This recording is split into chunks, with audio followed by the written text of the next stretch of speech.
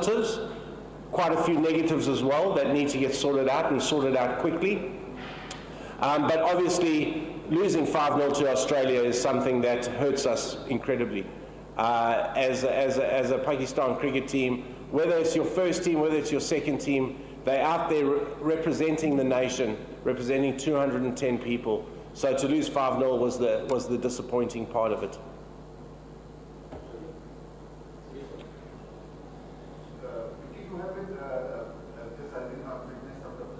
Yeah.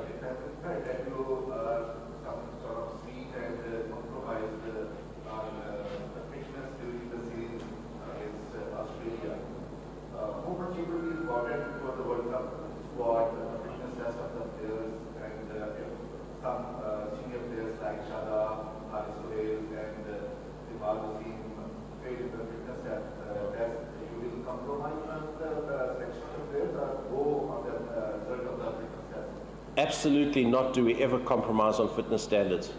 And I think on this tour, our fitness standards and fielding were not where they needed to be.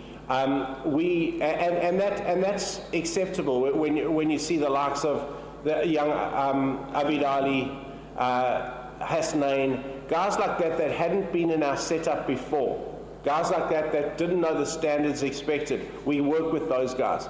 Guys that have been in our setup for a long period of time, who know what the standards are, we will never ever compromise on that fitness. So all of our key players, I have no doubt, are fit enough and ready to go to the World Cup. It's our bench strength players, it's our players that sit just under our setup that are a worry, and how we pull those guys to the level is going to rest on themselves, and is going to rest on the structure to give them that education, to make sure when they step up into our side, they're ready to go and they're at the level required that we expect of them.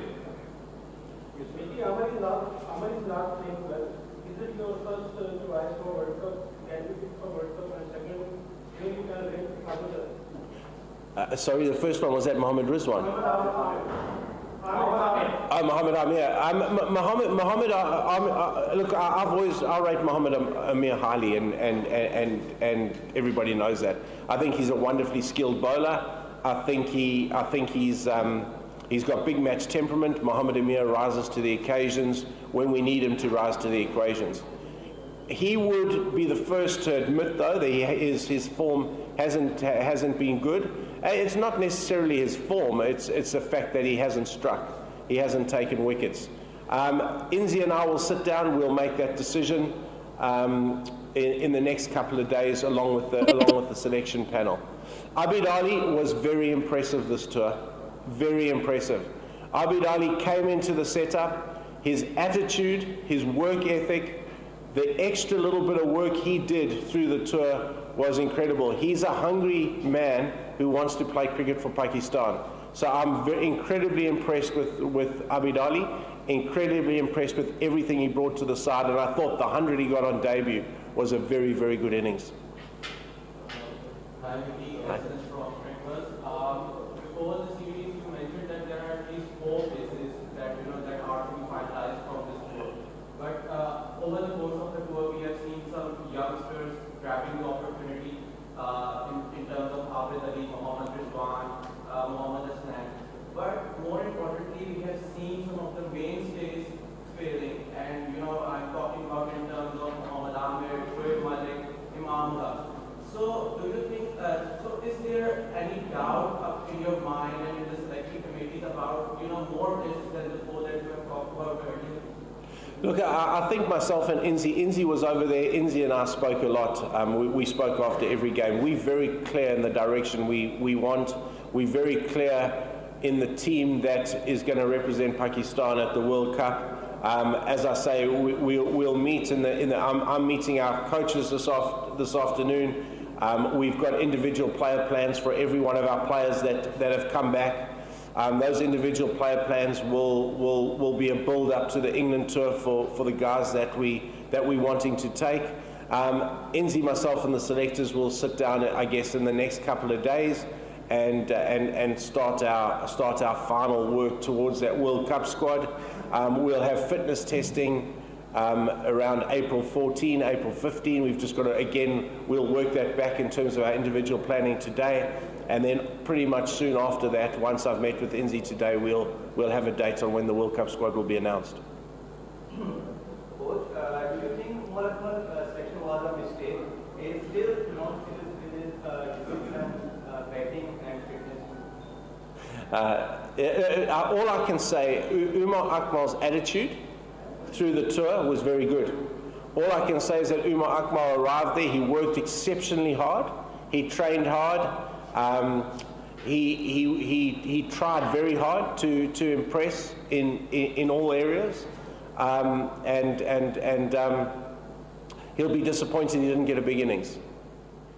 Mickey, you are satisfied ODI results against Senegal, and what's your plans and futures regarding 11 matches before the World Cup? I'm never satisfied in terms of losing. I hate losing. We hate losing as a team. Losing is not part of our vocabulary. We certainly don't prepare teams to lose. So losing 5-0 hurts incredibly hard. Incredibly hard.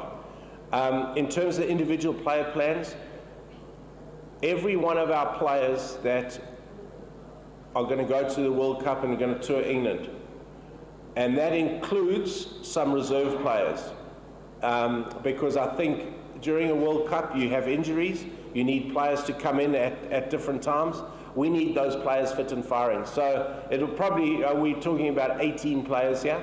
We'll have individual player plans from today. Those players, I've already asked our skills coaches to give me what they think is necessary for every one of our players, and that might be death bowling, it might be variations, it might be bowling slow balls. Power hitting is an area we need to considerably work on. So I've asked our skilled coaches to give me those plans, and those plans we will start implementing in the next couple of days with each and every one of those players, plus the fact that we need our players at optimum fitness level. We saw the difference in the field in terms of our normal players, our guys that we've worked with for 2 years, and players that have just come into our system. The gap is massive. The gap is massive. We can't have that ever happen again. Maybe we have been trying for 3 years to make complete a squad for the World Cup. But still, I guess you are going to have some other experience in experiments in England just before the World Cup. Is it fair?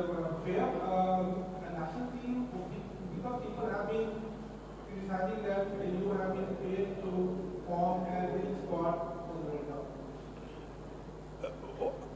I can tell you what the World Cup squad is now, but it's not at my place, and that's going to be Inzi's job to do to you guys down the line. We've planned for 2 years. We started with a squad in Champions Trophy. We've worked the squad in all conditions, through all formats for the last 2 years, to have a squad and team ready for this World Cup. That's been one of our primary goals. So in terms of experimentation, we're pretty clear on where we're going with it. So, but I'm not at liberty to tell you. Mickey, we have seen in the last series of Pakistan series that 2 or 3 matches Pakistan was very close to the win, and between 40 and 50 overs, we have not seen some big hitters. Like last we were having Afridi and Razak, they can turn the game in moments. So what are your concerns about not having some big hitters in the team that can get some 6s and 4s in the 40 and 50 overs? Because we are not having some big hitters who can go with an average of 10 or 12 in the last overs. Yeah, that's a very good question. That's a very good question. That's one of our areas of concern. It is to make sure we try and make our guys that are going to bat in those positions as best they can. That was the reason we used Fahim Ashraf. That's the reason we used Fahim Ashraf in 2 games. Fahim Ashraf had done a hell of a lot of work. The reason we took Fahim there was to give him a little bit more batting experience. We've worked really hard with Imad Wazim in that role. Hassan can hit the ball long distances. Shadab's worked incredibly hard on that aspect of his game. Shoaib Malik, Mohammed Hafiz, if they're in, we work consistently on their power hitting. But it is an area that is a worry, and we're gonna have to work incredibly hard with it or look to rectify that. Mickey, as a coach, you have right to defend your player, but as a modern coach, it's your responsibility to take. Your right to take responsibility of their weaknesses. I want to know what happened with the Pakistani cricket team. They lost against New Zealand, they lost against South Africa, and now they lost against against Australia. Another hand, if we seen in performance in the Pakistan Super League, Watson was the number 1, Vintage Rahman was the second in the batting, Luke Rocky was the wicket keeper. What happened with Pakistani cricket? You working from last 3 years, and we just had 1 month before World Cup. No, I'm very comfortable with our young players. I'm very comfortable with our young players. We tried them. We've built a side for a period of time now. We obviously won the Champions Trophy. We've played some very good 2020 cricket through that period. New Zealand was poor. We were caught out in conditions that we weren't that were very foreign to us. We had a tour of Zimbabwe, won 5-0. No disrespect to Zimbabwe, but we don't, we expect to win 5-0 there. South Africa was a hell of a tight series, a very tight series. I thought we competed exceptionally well in South Africa in conditions, again, foreign to us. And take nothing away from the Australian series, this wasn't our best side by 8 players. So again, and we can go into the merits and demerits of resting our players. As I've said, there's still 11 games from the start of May till May 31 when we play our first game against the West Indies. It's a hell of a lot of cricket.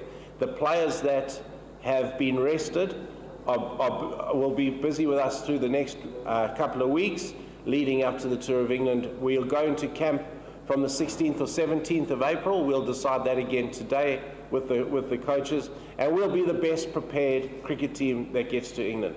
I can promise you that. I can sit here and because we pride ourselves on preparation. Our side will be the best prepared team that gets to England. Preparation doesn't always account for results, but it gives us a better chance of getting those results, and we won't leave any stone unturned in our quest to win the World Cup.